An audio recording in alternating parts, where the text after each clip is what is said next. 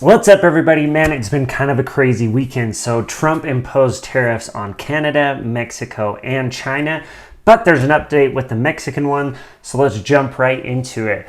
So just to note, if you ever want to piss anybody off on YouTube, just talk about tariffs replacing income tax. They'll have you questioning your CPA license in a heartbeat. Got some wonderful comments there, so thanks, guys. Anyways, we're going to jump into it. So the stock market dropped as of today, Monday morning, and it dropped quite a bit, but it's kind of rebounded because Trump is putting a pause on Mexican tariffs for a month. So he initially said, hey, we're going to do it. We're going to put tariffs Canada, Mexico, China, and the stock market tanked. And I'll actually show you right here. See, we're up high. This was just on the 31st of January. Now it's the 3rd. See this big old drop, and it's because of the tariffs. Now it's jumped back up because of news of the pause on the Mexican tariffs. So any tariffs on Mexico have been put on hold for 1 month.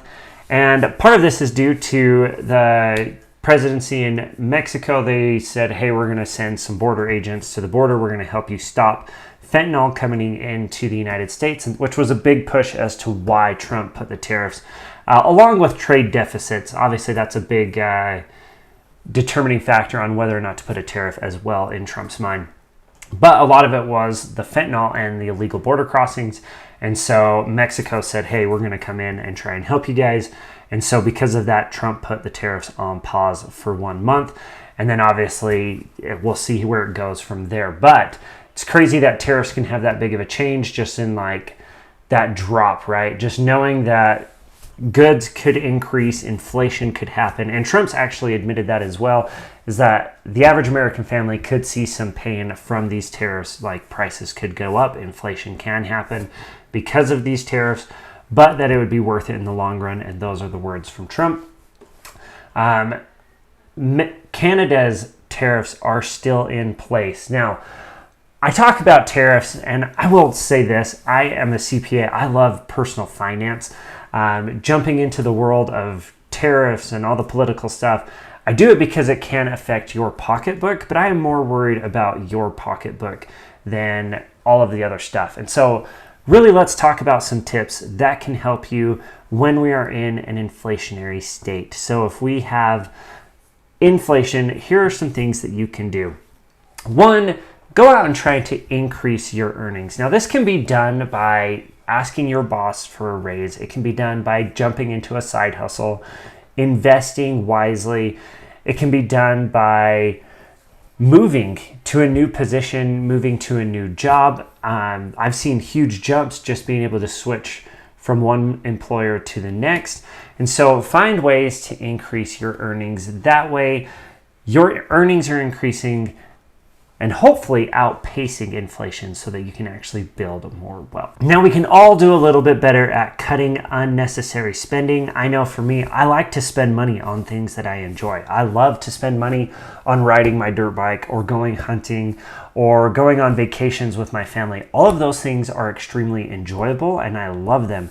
But to be able to do that, I have to cut unnecessary spending, right? And I know those things are unnecessary as well, but they bring me happiness. And that's what I want to do.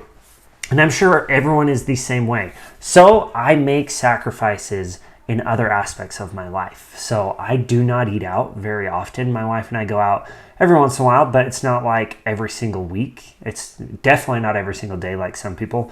So I cut unnecessary spending because I want to save money for things that are important to me. So look at your budget, go through your finances, and if you do not have a budget, you need to get one, because if you don't know where your money is going, then it is going away from you. So make sure that you have a budget, understand where your money is going, cut unnecessary spending, and you'll be able to save a lot more money. Now, obviously, there's just some personal finance tips that can help you. Have an emergency. Saving up 3 to 6 months worth of living expenses, avoiding credit card debt at all costs. If you cannot do that, please cut up your credit card. It is not important. You do not need it. Automate your savings and your investing. This can be a huge one. I know for me, when I was going through college, I learned that I wanted to pay myself first before paying other people. And because of that, I was able to go through college, all of my 4-year an undergraduate and a master's program completely debt-free, and I took 0 student loans out. And this is because I paid myself first, and then I went out and took care of all of my needs, and then anything left over I had wants. Now, I loved to increase the amount that I paid myself, and I was able to build up savings to help me pay for everything. And a good reason that I was able to do that is because I automated it. Every single time I got a paycheck, a chunk of it was automatically moved in to a savings account, and I had that just automatic. And that's what most people need to do. If you are waiting until you have money left over at the end of the month and that's what you're going to save, chances are you're probably not going to save very much money. Pay yourself first and then take care of your needs.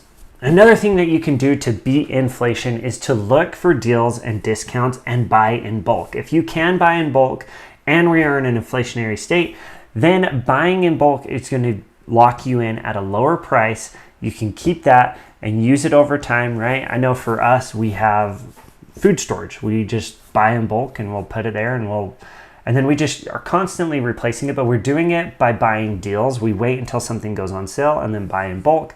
And it's going to help you save money and cut down on food costs. Now, to build long-term wealth and you want to beat inflation, you need to invest in assets that outpace inflation. So if you are just putting your money into a savings account, especially at a traditional bank, you're getting next to nothing as far as interest goes. You need to, at a minimum, have your 3 to 6 month savings account in a high interest savings account. So at least you can keep up with inflation. Hopefully you're outpacing it. It depends on what inflation is doing at the moment. I know for me right now, I'm making about 4.5% in a high interest savings account, and they just reported that December's inflation was right around 2.9%. So it is outpacing inflation just by a little bit. But that's only where I'm putting savings. That's not where I am investing. I am investing mostly in an S&P 500 index fund.